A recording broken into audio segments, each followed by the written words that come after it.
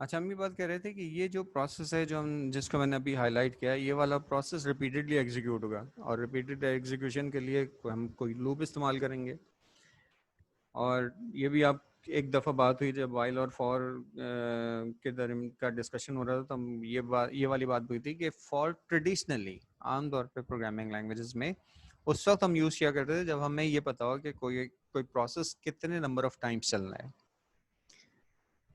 और वाइल उस वक्त यूज़ होता है जब हमें ये तो ना पता हो कितनी दफ़ा चलेगा, लेकिन कब तक चलता रहेगा, किस कंडीशन के तहत वो चलता रहेगा और किस कंडीशन के तहत वो एंड होगा, वो हमें पता हो, तब हम वाइल यूज़ किया करते थे। तो यहाँ भी हमें ये नहीं पता कि ये वाला काम कितनी दफ़ा होगा, लेकिन ये पता है कि ये वाला काम उस वक्त तक होना है जब तक हमें सोल्यूशन ना मिल जाए।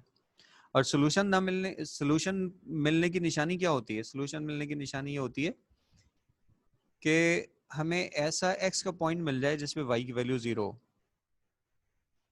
तो जो स्टेटमेंट्स रिपीटेडली एग्जीक्यूट होंगे उसमें वाई की वैल्यू कहाँ कैलकुलेट हो रही है, कौन से वेरिएबल में स्टोर हो रही है? ये हो रही है एफ में।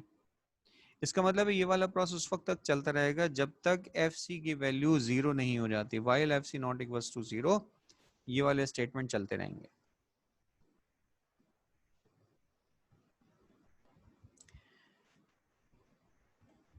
अच्छा, अब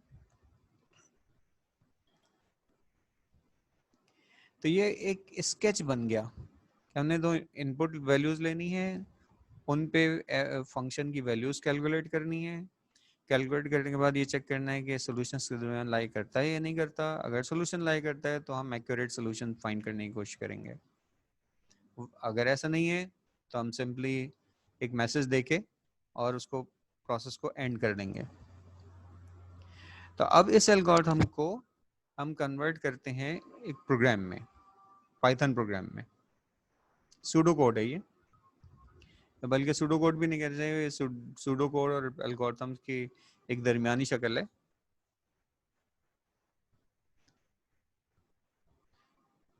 अब मैं स्विच कर रहा हूँ उसको पाइथन शेल पे।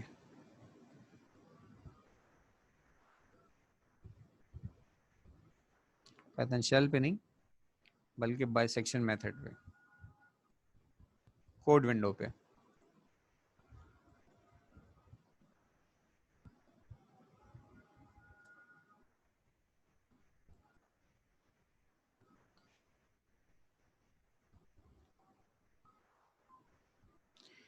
और यहाँ हम वो कोड हमने पेस्ट भी कर लिया, लेकिन ये पेस्ट असल में सिर्फ कमेंट के तौर पे किया है, उसको हम यहाँ पर लेकर अभी तो हम यहाँ पे उसको ट्रांसलेट करेंगे।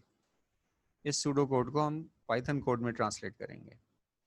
ये जो इक्वल्स टू साइंस हैं इसके दरमियान में ये एल्गोरिथम लिखा हुआ है।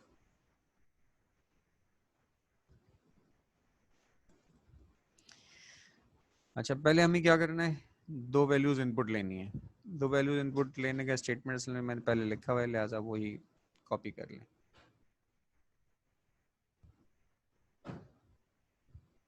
दो वैल्यू इनपुट लेनी है और वो फ्लोट टाइप की होंगी। उसके बाद है x इक्वल्स टू a। नहीं, a की वैल्यू हमने x में डाली इसलिए कि हम आगे जो इक्वेशन लिख रहे हैं वो x की टर्म्स में लिखी हुई है, ये इक्वेशन। और जो कुछ यहाँ से कैलकुलेट होकर आ रहा है उसको हम fa नाम के वेरिएबल में या ya नाम के वेरिएबल में स्टोर कर लेंगे।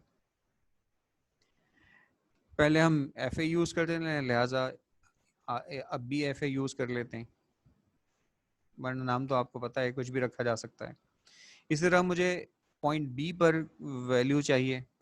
पॉइंट बी पर वैल्यू कैलकुलेट करने के लिए इक्वेशन तो यही होगी, लेकिन इसके से जो वैल्यू आ रही है उसको मैं एफ बी नाम के वेरिएबल में असाइन करूँगा, लेकिन एक्स में वो वैल्यू डाल देंगे ताकि उस वैल्यू पे ये वाई की वैल्यू कैलकुलेट, एक्स की उस वैल्यू पे ये वाई की वैल्यू कैलकुलेट करें।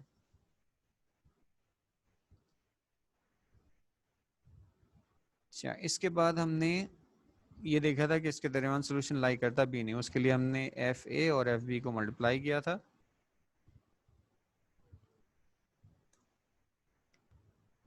दोनों पॉजिटिव है तब भी वैल्यू पॉजिटिव होगी, दोनों नेगेटिव है तब भी वैल्यू नेगेटिव होगी। लेकिन एक साइड पे वैल्यू नेगेटिव चाहिए तो एक पे पॉजिटिव चाहिए, तो इससे कोई फर्क नहीं पड़ता कि स्मॉलर वैल्यू पे नेगेटिव हो या स्मॉलर वैल्यू पे पॉजिटिव हो, इससे कोई फर्क नहीं पड़ता।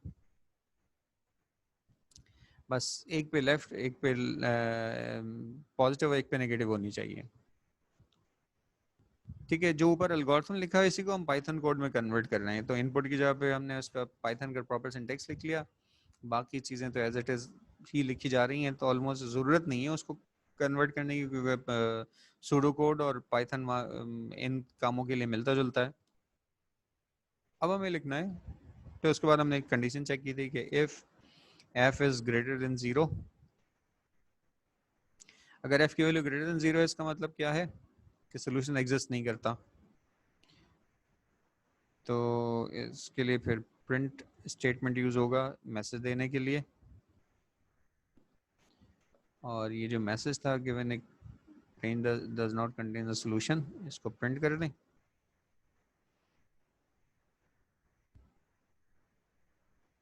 अच्छा, और अगर ऐसा नहीं है, अच्छा वो हमें एंड करना था ना, एंड करने का अभी तक हमने पाइथन प्रोग्राम में, पाइथन की कोडिंग में ऐसा कोई स्टेटमेंट नहीं पढ़ा जिससे प्रोग्राम एंड हो सकता हो। लिहाजा लेकिन हमारे पास ऑल्टरनेट तरीका तो मौजूद है ना, कि हम एक इफ की कंडीशन में जो स्टेटमेंट लिखेंगे उसका एल्स लिख दें। तो या तो ये इफ वाली कंडीशन ट्रू, अगर कंडीशन ट्रू होगी तो ये वाला स्टेटमेंट एग्जीक्यूट हो जाएगा प्रिंट वाला, अगर फॉल्स हुई तो एल्स पे आ जाएगा, एल्स पार्ट पे आ जाएगा ये। अच्छा, अब एल्स में हमने एल्गोरिथम में क्या लिखा था, while F C not equals to zero, while F C not equals to zero colon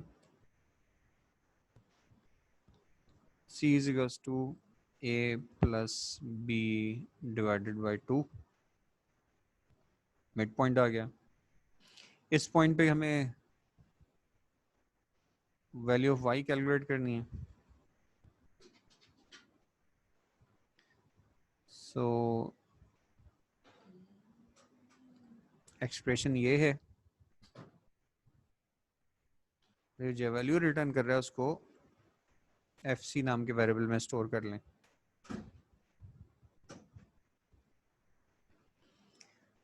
अब ये देखना है कि एफ सी के लेफ्ट पे लाई करता है सोल्यूशन, या सी के लेफ्ट पे लाई करता है सोल्यूशन, या सी के राइट पे लाई करता है। इसके लिए एफ ए और एफ सी को मल्टीप्लाई कर दें। अगर इसकी वैल्यू नेगेटिव है तो इसका मतलब है ए और सी के दरमियान लाई करता है। If F is less than zero, इसका मतलब ए और सी के दरमियान लाई करता है, इसका मतलब है कि बी की वैल्यू चेंज हो जाएगी। बी की वैल्यू क्या करेंगे, B is equals to A, B is equals to सी।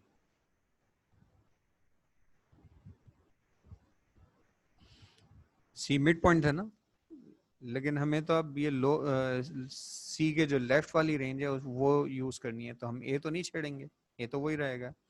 लेकिन जो सी है अब वो हमारे लिए बी बन जाएगा, हमने लिखा B is equals to C. Else,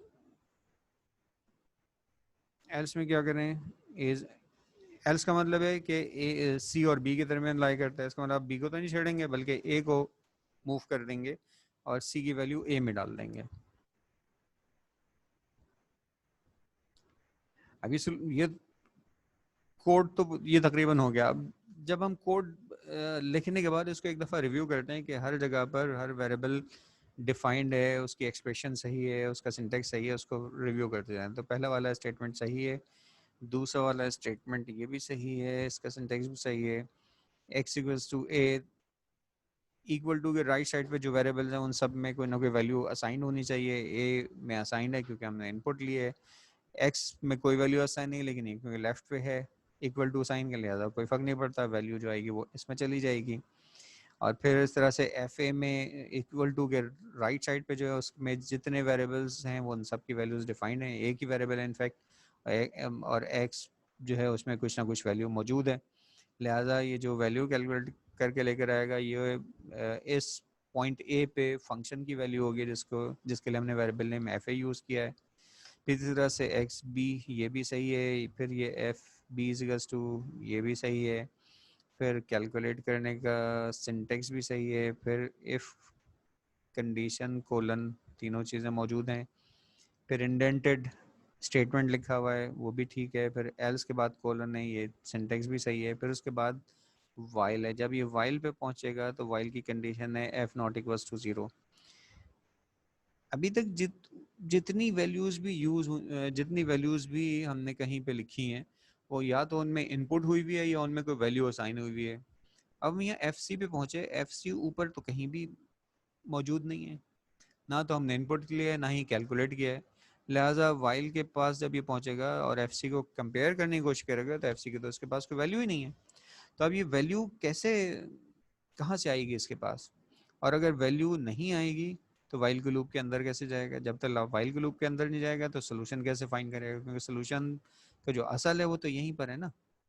वो रिपीटेडली फाइंड कर जो इंटरवल है उसको हाफ करेगा, फिर उस हाफ का हाफ करेगा, फिर उस हाफ, फिर उसका मजीद हाफ करेगा, इस तरह से वो हाफ करते चला जाएगा।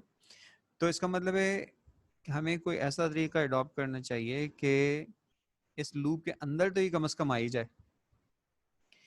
इस लूप के अंदर लाने के लिए हमें एफ सी में कोई वैल्यू, और एफ सी एक ऐसा वेरिएबल है जिसमें कोई वैल्यू असाइन, तो एफ सी में एक ऐसी वैल्यू असाइन करनी होगी जिससे ये कंडीशन ट्रू हो जाए पहली दफ़ा जब। और ये सारे इंतजाम हम क्यों कर रहे हैं कि जब ये पहली दफ़ा वाइल पे पहुंचेगा तो इसके पास एफ सी की कोई वैल्यू नहीं है, और हम ये चाहते हैं कि वाइल लूप चलना शुरू तो हो, शुरू होगा तो वो सोल्यूशन की तरफ जाएगा। तो इसलिए हम एफ सी की कोई भी वैल्यू, फॉर एग्जांपल -1 दे दें या +1 दे दें या कोई भी negative positive value other than 0 कोई भी वैल्यू दे दें। सो फॉर एग्जांपल मैं देता हूँ 1, F C is equals to 1 या एफ सी इक्वल्स टू 2 कर दें, कोई भी वैल्यू दे दें, नॉन जीरो वैल्यू। अभी कंडीशन ट्रू हो गई, कंडीशन ट्रू हो गई तो लूप के अंदर आ गया, सी की वैल्यू कैलकुलेट करेगा, उस पॉइंट पे वाई की वैल्यू कैलकुलेट करेगा, फिर ये चेक करेगा कि उसके लेफ्ट पे वैल्यू लाई सी, उस सी पॉइंट के लेफ्ट पे वैल्यू, लेफ्ट पे सोल्यूशन लाई करता है, राइट पे लाई करता है, और अकॉर्डिंगली ए और बी में से कोई एक चीज़ चेंज कर देगा। और ये चीज़ इंडेंटेड है उस वाइल के लूप के अंदर है। तो ये लूप, ये इस लाइन जो है ये उस वक्त तक चलती रहेंगी जब तक ये कंडीशन ट्रू नहीं, जब तक ये कंडीशन ट्रू रहती है उस वक्त तक ये लाइनें चलती रहेंगी। यानी जब तक एफ सी की वैल्यू नॉन जीरो है वो चलता रहेगा, जब एफ सी की वैल्यू जीरो आ जाएगी तो यही तो हमें चाहिए था कि हमें वाई एक्स की ऐसी वैल्यू चाहिए ना जिसपे वाई की वैल्यू जीरो, तो कंडीशन फिर यहाँ पे फॉल्स हो जाएगी जब सोल्यूशन फाइंड हो जाएगा और वो लूप से बाहर आ जाएगा। लूप से बाहर आके क्या करना चाहिए, उसको प्रिंट करवा देना चाहिए हमें जो सोल्यूशन आया। solution of given equation is EQUATION is, और यहाँ पर आप कोई वैल्यू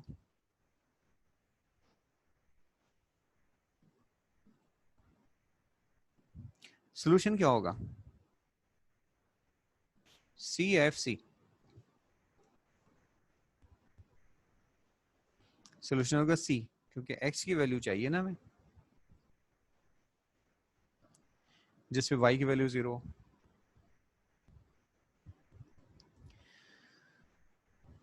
तो जब ये लूप से बाहर आएगा तो सोल्यूशन फाइंड हो चुका होगा और उसकी वैल्यू प्रिंट हो जाएगी। अब ये लग रहा है कि हमारा एल्गोरिथम सही है। हम श्योर कैसे हो सकते हैं, इसको रन करके देखें। जो डेटा हमने प्रोसेस को समझने के लिए हमने एक सैम्पल इक्वेशन ली थी, हमने सैम्पल इनपुट वैल्यूज उसको स्केच करके देखा था, वो वैल्यूज आइडेंटिफाई की थी जिसके जो इस प्रोसेस को शुरू करने के लिए हमें चाहिए थी ए और बी के अप्रॉक्सीमेट वैल्यूज जिसके दरमियान लाई करता हो, वो सब चीज़ें हम कर चुके थे। हम वही वाली वैल्यूज़ इस प्रोग्राम में इनपुट करके देखेंगे, क्योंकि फंक्शन भी वही है तो हम इनपुट वैल्यूज भी वही करके देंगे, तो सोल्यूशन भी हमारे पास वही आना चाहिए जो ओरिजिनली हमने कैलकुलेट किया हुआ है।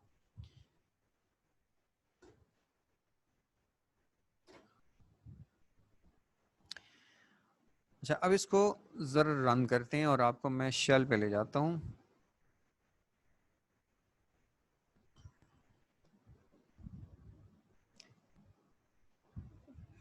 पहले हमने क्या कहा था, 0 और -8 के दरमियान, तो 0 और -8। वैल्यू आ गई इसकी, सोल्यूशन आ गया -5। अब इसी को दोबारा रन करते हैं इसी प्रोग्राम को, और अब वैल्यूज दे देते हैं। अब दूसरा सोल्यूशन जो था वो कहाँ था, 2 पे था। इसका मतलब 0 से लेकर 10 तक कोई भी वैल्यू दे दूँ, दी जा सकती है। 0 दे दें और से फॉर एग्जांपल 5 दे दें, इसकी वैल्यू 2 आ गई। तो प्रोसेस तो सही है। अच्छा, लेकिन अब लूप जो है वो कितनी दफ़ा चला, और लूप के दौरान जो चेंजेस आई हैं वो कहाँ कहाँ आई हैं। ए और बी की इनिशियल वैल्यूज तो मैंने दी थी, लेकिन हर दफ़ा उसने हाफ किस तरह से किया उसको, और हाफ के लेफ्ट पे गया या हाफ के राइट पे गया, ये चीज़ें हम इस तरह से प्रिंट करवा सकते हैं। प्रिंट अगर हम करवा दें ए बी और सी की वैल्यूज़, तो हमें पता चल जाएगा कि किस ए की वैल्यू क्या थी, बी की वैल्यू थी, सी की क्या वैल्यू थी, और अगली दफ़ा उसने क्या किया, सी की वैल्यू को ए में मूव किया या सी की वैल्यू को बी में मूव किया। तो उसके लिए अगर मैं ए बी सी तीनों की वैल्यूज प्रिंट करवा दूं, आ जाएगा A is equals to A की वैल्यू, फिर B is equals to B की वैल्यू, फिर C is equals to C की value. Format A comma B comma सी।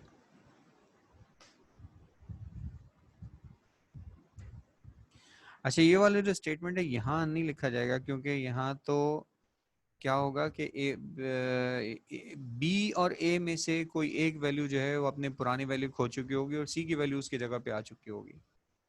तो जहाँ सी कैलकुलेट हुआ है और बी और सी चेंज नहीं हुआ है, मैं इसको वहाँ ले जाता हूँ। तो हम क्या करते हैं, इसको फॉर एग्जांपल यहाँ लिख देते हैं, सी की वैल्यू चेंज होने से पहले इसको प्रिंट करवा लेते हैं।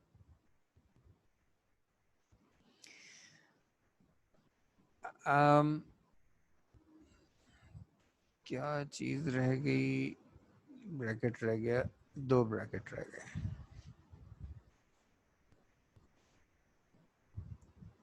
इसको दोबारा रन करके देख लेते हैं। रन। अब -8 और 0 दिया। देखिए मैंने पहले 0 और 8 दिया था, ऊपर आपको नज़र आ रहा होगा, और अब मैं वही वैल्यूज दे रहा हूँ, लेकिन -8 पहले एंटर किया और 0 बाद में एंटर किया। अच्छा, इससे कोई फ़र्क नहीं पड़ता, ये जो रेंज है मैं पहली स्मॉलर वैल्यू ए के तौर पे दे दूँ या लार्जर वैल्यू ए के तौर पे दे दूँ, इससे कोई फ़र्क नहीं पड़ता। बस उसके दरमियान सोल्यूशन लाई करना, उसके दरमियान में से अगर ग्राफ क्रॉस कर रहा है, एक्स एक्सिस कट कर रहा है, तो सोल्यूशन मिल जाएगा। अच्छा, अब हम इसको देखते हैं क्या हो रहा है। यहाँ पे 3 दफ़ा इसका लूप चला। ए की वैल्यू -8 और 0 से शुरू किया था, सी की वैल्यू -4 आई थी, फिर उसके बाद उसने -4 और -8 के दरमियान सोल्यूशन लाई करता है, तो सी की वैल्यू -6 आई गई। फिर -6 और -4 के दरमियान लाई करता है, तो उसकी वैल्यू -5 आ गई, और -5 पे वाई की वैल्यू 0 थी, लिहाजा उसने इसकी वैल्यू को सोल्यूशन के तौर पे प्रिंट कर दिया। इस सी को दोबारा एक दफ़ा चलाते हैं, और अब 0 और 5 दे देते हैं। अच्छा, मैंने 5 कहा, 0 और 5 था, लेकिन इनपुट दिया 5 और 0, फर्क तो उससे कोई नहीं पड़ता ना। लेकिन आप ये देखें कि 5 बहुत दफ़ा चला ही, चलता गया चलता गया चलता गया, लेकिन आपने देखा कि फ्रैक्शन ऑफ ए सेकेंड लगा इसको चलने में। कितनी दफ़ा चला, इसको काउंट भी कर लेते हैं। काउंट करने के लिए let's put a variable k is equals to 1 यहाँ रख देते हैं, और इस वाइल लूप के अंदर इसको k प्लस इक्वल टू 1 कर दें, और यहाँ पर k की वैल्यू भी प्रिंट करवा दें।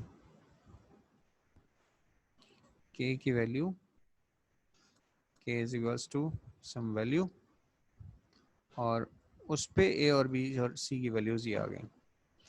अच्छा, अब k मैं सबसे पहले लिख दूं, उसके बाद a प्रिंट होना है, फिर b, फिर c। अच्छा, एक तरीका ये भी तो है ना कि अगर मैं k की वैल्यू यहाँ लिखूं, तब मुझे स्प्रिंट स्टेटमेंट में में क्या चेंज करनी पड़ेगी कि के की जगह पे के की वैल्यू वहीं प्रिंट हो जहाँ इसका प्लेस होल्डर मैंने रखा हुआ है। तो देखें ये फॉर्मेट के बाद जो वैल्यूज़ हैं उनमें से पहली वैल्यू 0 से रिप्रेजेंट होगी, फिर 1 से होगी, ये 2 से होगी, तो ये के जो है ये 3 से होगी। तो जहाँ मुझे के की वैल्यू प्रिंट करवानी है उसके करली ब्रैकेट्स के दरमियान 3 लिख दें। A is 0, B is 1 and C is 2। अब इसको रन करते हैं।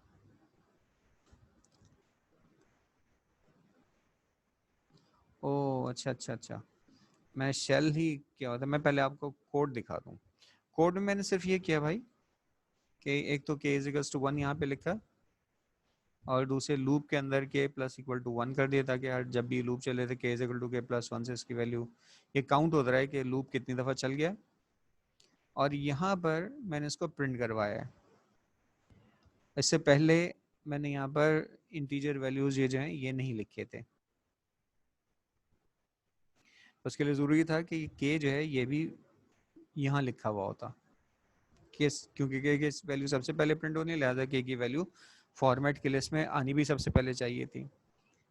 लेकिन एक और तरीका क्या था कि मैं इस लिस्ट को, ये लिस्ट तो अपनी मर्जी से लिख दूं, यानी ए बी सी कॉमा के, लेकिन इन करली ब्रैकेट्स के दरमियान इंटीजर नंबर्स लिख दें। मसलन पहली वैल्यू जो है ए वो 0 से रिप्रेजेंट होगी, बी 1 से होगी, तो के की वैल्यू 3 से रिप्रेजेंट होगी, तो इन करली ब्रैकेट्स के दरमियान 3 लिख दिया, इसके दरमियान 0 लिख दिया, बी की वैल्यू के 2 है, सी 3 है, 0 है और 1 है और ये 2 है और के 3 है। अब मैं शिफ्ट करता हूँ, इसको रन कर रहा हूँ और स्विच करता हूँ शेल पे।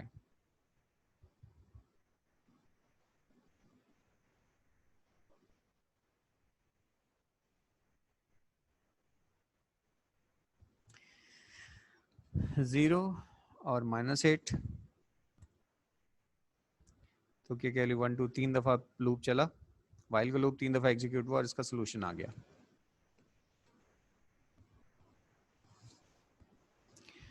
अब इसको फिर चलाते हैं।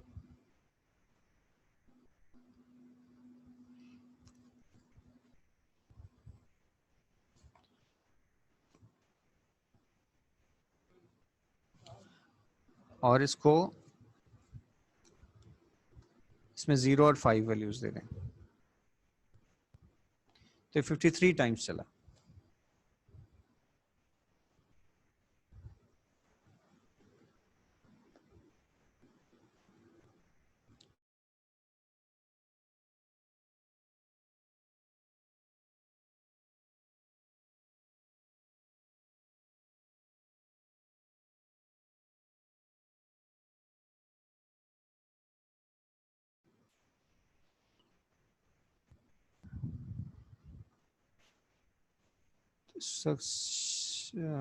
शेयर क्या हुआ है, शेल शेयर हुआ है। तो आपने शेल पे देखा कि इसकी वैल्यूज जो हैं,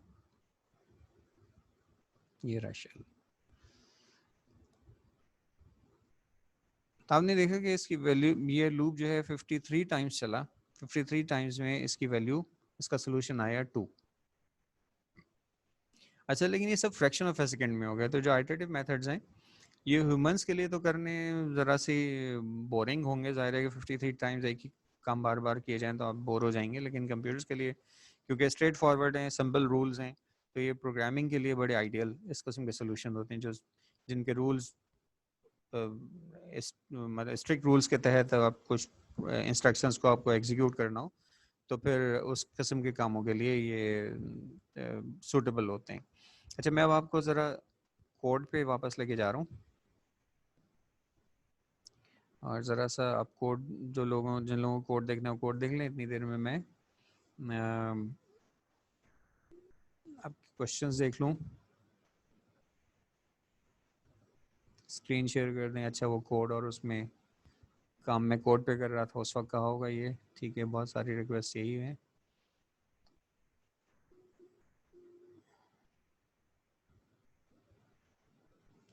सवाल ये क्या था कि एक सवाल ये आया था कि -5 और 2 इसके दो सोल्यूशंस थे, तो हमने इस पे तो कैसे पहुंचे, मेरे ख्याल है शायद इन्होंने शायद देर से ज्वाइन किया होगा। तो हमने एक वेबसाइट एक शेयर की है, उसको मैंने बल्कि रन टाइम पे दिखाया था आपको कि वहाँ उसका एक ग्राफ प्लॉट किया। ग्राफ प्लॉट करने से हमें एक्यूरेटली तो नहीं पता चला कि एक्स एक्सेस को किस जगह से कट करे, लेकिन वो रेंज हमें पता चल गई जिसके दरमियान से वो एक्स एक्सेस को कट कर रहा है। अब मैंने आपको बताया कि ज़रूरी नहीं कि उसके बहुत करीब की वैल्यूज़ आप लें, आप बस एक रेंज चाहिए होती है, चाहे वो पॉइंट्स दूर दूर हों, इक्वी डिस्टेंट हों, जहाँ से कट कर रहा है उससे इक्वल लेफ्ट और राइट पे इक्वल डिस्टेंस में हो, चाहे अनइक्वल डिस्टेंस हो, उससे कोई फ़र्क नहीं पड़ता। उस जिस पॉइंट से कट कर रहे हैं उसके करीब हों, उससे दूर हों, उससे भी कोई फ़र्क नहीं पड़ता। बस उसके एक रेंज हमें ऐसी चाहिए होती है कि जिसके दरमियान सोल्यूशन लाई करता है और वो उसको मेथड जो है वो उसका सोल्यूशन फाइंड कर लेता है। अच्छा, स्क्रीन कोड शेयर करने, कोड स्क्रीन का ये अच्छा, for equation X square plus 3x minus 10 only minus phase 5 is obtain लिखा होगा गलबन, when we had 2 roots how do we get 2। देखें, पहले का आंसर -5 क्यों आया, डिपेंड करता है, वो इस पर डिपेंड करता है कि हमने उसका सोल्यूशन क्या दिया था। इनिशियल जो गैस है, इनिशियल एस्टिमेट है, वो क्या दिया था। इनिशियल एस्टिमेट में -5 ही लाई करता था, तो अल्टीमेटली जो उसको जो इंटरवल था उसको हाफ करते करते करते करते अल्टीमेटली वो उस पॉइंट पे पहुंच गया जिस पॉइंट पे जो उसका सोल्यूशन था, तो इसलिए उसका सोल्यूशन जो है -5 आया था। दूसरी दफ़ा जो हमने रेंज दी उस रेंज में 2 वाला सोल्यूशन लाई करता था, तो वो उसका उसको हाफ करते करते अल्टीमेटली वो उस पॉइंट पे पहुंच गया जहाँ जो इसका एक्चुअल सोल्यूशन था। तो ये है इसका जवाब। मेरे ख्याल से गालबन आपने आपके सवाल अल्फाज से मुझे ये लग रहा है कि आपने यही पूछने की कोशिश की थी, तो आई होप कि आंसर हो गया। अगर ना हुआ हो तो आप मुझे बता दीजिएगा। और अब एक चीज़ मैंने अब जो पहले मैंने सोल्यूशन उनको सेक्शन में बताई है वो आपको भी बता दूं, बल्कि जब मैंने ये करना शुरू किया था तो सामने ही था। ये जो हमने काम किया है ना, ये हमने इक्वेशन का सॉल्यूशन फाइंड करने का मेथड डिस्कस किया है। उसके मेथड में से हमने बाइसेक्शन मेथड यूज़ किया है। बाइसेक्शन मेथड का दूसरा नाम हाफ इंटरवल मेथड भी है। और 2 और मेथड्स हैं जो हमें पढ़ने हैं, उनमें से एक सेकेंड मेथड कहलाता है, एक न्यूटन रेफसन मेथड कहलाता है। न्यूटन सेकेंड मेथड में सिर्फ सी की वैल्यूज फाइंड करने का जो सी की वैल्यू फाइंड करने का तरीका जो है वो थोड़ा सा मुख्तलिफ है। उसके पीछे उसकी एक लॉजिक है, उसकी एक थ्योरी है कि वो फार्मूला, और वो उसकी ख़ास बात यह है कि हाफ इंटरवल के मुकाबले वो कम आइट्रेशन में सोल्यूशन तक पहुंच जाता है। अच्छा, हमें तो ये ज़्यादा आइट्रेशन अभी जो हमने एल्गोरिथम किया है जिसमें 53 आइट्रेशन लगी, ये भी हमें ज़्यादा लगा, फ्रैक्शन ऑफ ए सेकंड लगे थे। जब हमने सबको प्रिंट करवाया तब उसमें थोड़ा टाइम लगा था, अदरवाइज तो पहले ही रेंज जिसमें 3 आइट्रेशन थी वो उसका टाइम और 53 आइट्रेशन का टाइम हम तकरीबन सेम ही लगा, इसलिए कि वो लेस वो फ्रैक्शन ऑफ ए सेकंड में वो टाइम था। तो वैसे तो कोई चीज़ नहीं, लेकिन अगर ये फ़र्ज़ कीजिए कि जब हम प्रैक्टिकल प्रॉब्लम्स के सोल्यूशन के लिए ये चीज़ें इस्तेमाल कर रहे होते हैं ना, मिसाल के तौर पे आप वेदर प्रेडिक्शंस करने के लिए जो मैथमेटिकल मॉडल्स हैं जिनको सॉल्व किया जाता है, वो बड़े कॉम्प्लेक्स मॉडल्स हैं, वो बड़ा टाइम कंज्यूमिंग मॉडल्स हैं, हज़ारों की तादाद में इक्वेशंस हो सकती हैं, उसमें हज़ारों की तादाद में कैलकुलेशंस हो सकती हैं।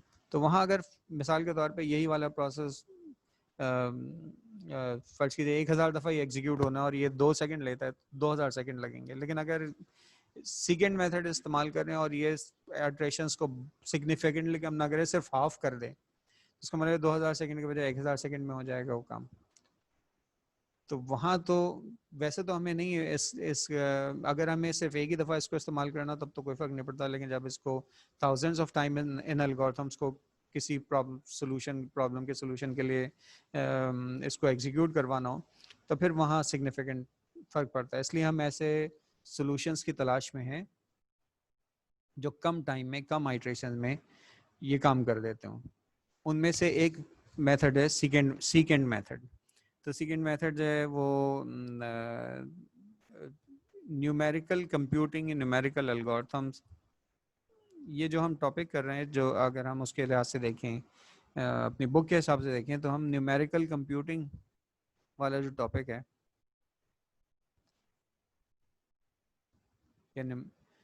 ये हम वो डिस्कस करें। न्यूमेरिकल कंप्यूटिंग के अंडर में ये सारी चीज़ें आती हैं। और न्यूमेरिकल कंप्यूटिंग में सोल्यूशन ऑफ इक्वेशन के अलावा हम ये भी देखेंगे कि हम इंटीग्रेट कैसे करते हैं, तो वो कहलाता है न्यूमेरिकल इंटीग्रेशन। तो न्यूमेरिकल इंटीग्रेशन भी हमारे इस सेमेस्टर का पार्ट है और न्यूमेरिकल डिफरेंशिएशन भी उसका पार्ट है।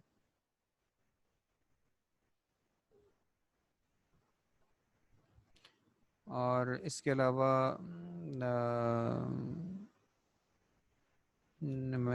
solution of simultaneous linear equation।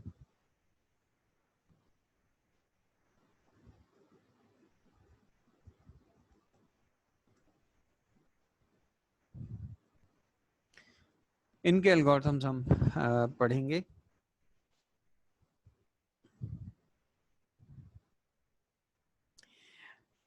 अच्छा, इनमें से जो हमारी वालवन पिछली क्लास हुई थी जिसमें हमने, पिछली क्लास से मतलब है जो लास्ट क्लास हुई थी पिछले पिछले लास्ट ट्यूसडे तो हो नहीं पाई थी, तो मैंने आपको कई असाइनमेंट दिए हैं जिनमें आपसे कहा है कि आप ऐसे फंक्शंस बना लें जो जो एलिमेंट्री रो ऑपरेशंस हैं उनके तीन कामों को करने के लिए तीन फंक्शंस बना लें। दो मैट्रिक्स को मल्टीप्लाई करने का एक फंक्शन बना लें, मैट्रिक्स को इनपुट लेने का एक फंक्शन बना लें, एक मैट्रिक्स को डिस्प्ले करने का फंक्शन बना लें। मैंने अब जब हम यहाँ पर ये जो वाले जो दो क्योंकि इसकी बेसिक्स हो चुकी ना, लिहाजा अब ये इसमें से कम से कम तीन चीज़ें एक ही दिन में हो जाएंगी। हो सकते हैं चौथी भी एक ही दिन में हो जाए क्योंकि अब इसमें ज़्यादा टाइम नहीं है, लेकिन एटलीस्ट तीन तो हो ही जाएंगी चार में से। तो इसके बाद जो हमारा क्लास होगी उसमें हमें उन फंक्शंस की ज़रूरत पड़ेगी जो मैंने आपसे बनाने का है। उसमें हम solution of simultaneous linear equations भी solution of simultaneous linear equation को भी डिस्कस करेंगे, इसकी थ्योरी भी डिस्कस करेंगे और इसकी प्रोग्रामिंग भी डिस्कस करेंगे। अच्छा, जब जितना टाइम बाकी है इसमें हम एक छोटा सा टॉपिक इसका और है जिसको हम बड़ी आसानी से डिस्कस कर सकते हैं, वो है न्यूमेरिकल डिफरेंशिएशन। न्यूमेरिकल डिफरेंशिएशन का एल्गोरिथम बनाना इसका मतलब है कि हमें एक ऐसा फंक्शन एक ऐसा प्रोग्राम बनाना है जो एक गिवन फंक्शन को, फंक्शन अभी इनपुट नहीं ले सकते, सेकेंड सेमेस्टर में हम इंशाल्लाह वो कोड डिस्कस करेंगे जिसमें हम यूज़र से इनपुट लेके उसको इवेल्युएट करवा सकें। तो फॉर ए गिवन फंक्शन हम एक ऐसा प्रोग्राम बनाएंगे जो हमसे एक्स की वैल्यू इनपुट लेगा और उस वैल्यू पे, उस एक्स की उस वैल्यू पे डिफरेंशिएशन की क्या वैल्यू होगी, न्यूमेरिकल डिफरेंशिएशन की क्या वैल्यू होगी, वो हमें वो एल्गोरिथम हमें बता उसका उसका वो देगा, सॉल्यूशन देगा। अच्छा देखें, न्यूमेरिकल डिफरेंशिएशन का मतलब क्या होता है? डिफरेंशिएशन का मतलब होता है कि हमें रेट ऑफ चेंज फाइंड करना है एट ए गिवन पॉइंट। अच्छा, डिफरेंशिएशन का मतलब ये होता है कि अगर हमारे पास एक कर्व है और उस कर्व के मैं शेयर करूं आपसे वही वाला ग्राफ, इसकी बात फर्ज कीजिए कि मैं इस पॉइंट पे जिसको मैंने हाईलाइट किया है अभी 0,-10, इस पॉइंट पे मैं डिफरेंशिएट करना चाहूँ। तो इस पॉइंट पे डिफरेंशिएट करने का मतलब ये होगा कि मैं इस पॉइंट पे अगर मैं एक टेंजेंट ड्रॉ करूँ, टेंजेंट का मतलब होता है एक ऐसी लाइन जो इस कर्व को एक लाइन पे टच कर रही हो, सिर्फ इस लाइन पे टच कर रही हो, एक ऐसी लाइन जो उसको सिर्फ एक पॉइंट पे टच कर रही हो, ऐसी लाइन का स्लोप फाइंड करना है मुझे। डिफरेंशिएशन का इन अदर वर्ड्स ये है, इन अदर वर्ड्स मतलब ये है। अच्छा, इस पॉइंट पे अगर टेंजेंट हो तो उसका एंगल मुख्तलिफ होगा, इस पॉइंट पे टेंजेंट मुख्तलिफ होगा, इस पॉइंट पे टेंजेंट की वैल्यू मुख्तलिफ होगी, हर पॉइंट पे टेंजेंट की वैल्यू मुख्तलिफ होगी क्योंकि टेंजेंट डिफरेंट डायरेक्शन में होगा हर पॉइंट पे। टेंजेंट डिफरेंट डायरेक्शन होगा तो जाहिर है उसका एंगल भी डिफरेंट डायरेक्शन में होगा। अच्छा वो हम कैसे कर सकते हैं कि देखें टेंजेंट की लाइन तो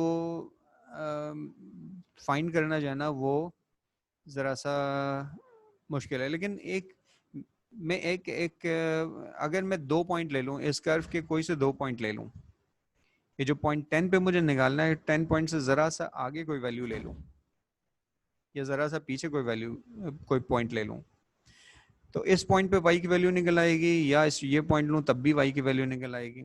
अगर मैं ये वाला पॉइंट ले लूँ तो अब मैं इस पॉइंट पे टेंजेंट की वैल्यू तो नहीं, पॉइंट 10 पे -10 पे, सॉरी 0, x की वैल्यू यहाँ 0 है, x की वैल्यू 0 पे मैं टेंजेंट की वैल्यू तो नहीं फाइंड कर सकता, लेकिन अगर मैं 0 और 1 किधर है, 1 अप्रोक्सीमेटली ये, एक पॉइंट ले लेता हूँ मैं 0 और एक पॉइंट ले लेता हूँ 1। अब ये 2 पॉइंट्स है मेरे पास, अगर एक लाइन इन दोनों पॉइंट से क्रॉस कर रही हो तो वो टेंजेंट तो नहीं होगी, लेकिन ये पॉइंट जितना करीब आता जाएगा उस पॉइंट पे, जिस पॉइंट पे मुझे डिफरेंशिएट करना है, ये जितना करीब आता जाएगा, अच्छा एक ऐसा पॉइंट जो किसी कर्व के 2 पॉइंट्स को टच करता हो, 2 पॉइंट्स को क्रॉस करता हो, वो क्या कहलाता है, कॉर्ड। तो ये कॉर्ड का एंगल मैं निकाल सकता हूँ, क्योंकि 2 पॉइंट्स है मेरे पास, दोनों पॉइंट्स पे x और y की वैल्यूज मुझे मालूम है, तो उसका स्लोप कैसे निकलेगा, x2 minus y2 minus y1 over x2 minus x1। तो x1 y1 की वैल्यूज मेरे पास मौजूद हैं, x2 y2 की वैल्यूज मौजूद हैं, तो मैं इससे निकाल सकता हूँ। तो कॉर्ड का जो एंगल है वो तो निकल आएगा, कॉर्ड का जो स्लोप है वो तो निकल आएगा, लेकिन वो स्लोप टेंजेंट के स्लोप में और उस कॉर्ड के स्लोप में तो फर्क होगा। लेकिन जैसे जैसे ये वाला पॉइंट मेरा उस ओरिजिनल पॉइंट के करीब आता जाएगा, तो जो कॉर्ड का स्लोप है और जो टेंजेंट का स्लोप है उसके दरमियान डिफरेंस कम होता चला जाएगा। और अगर ये डिफरेंस बहुत ही माइन्यूट से रह गया तो ये अप्रोक्सीमेटली, तो वो कॉर्ड का जो एंगल स्लोप है वो और टेंजेंट का स्लोप वो इक्वल ही हो जाएंगे। तो ये जो बेसिक कॉन्सेप्ट है ना डिफरेंशिएशन का, इसको मद्देनजर रखते हुए मैं एक ऐसा एल्गोरिथम, एक ऐसा प्रोग्राम पाइथन प्रोग्राम ऐसा बना सकते हैं। अब मैं इसका एक स्केच लिखूंगा और इसके स्केच के बाद इसको इसको कैलकुलेट करवाऊंगा, इसका पाइथन कोड लिखूंगा। तो देखें, एक तो मैंने इनपुट लिया पॉइंट, जिस पॉइंट पे मुझे उसकी वैल्यू कैलकुलेट करनी है, एक मुझे पॉइंट चाहिए उसके बहुत ही करीब, मैं x प्लस 0.00 बहुत ही छोटी सी वैल्यू उसमें एक इजाफा कर दें और इस पॉइंट पे वैल्यू निकाल लें। एफ एक्स ए मेरे पास मौजूद है, एफ ए निकाल लें, एक्स कैलकुलेट करें, एफ एक्स निकाल लें। अब मेरे पास ये दो वैल्यूज आ गई, x1 y1 और x2 y2। स्लोप की वैल्यू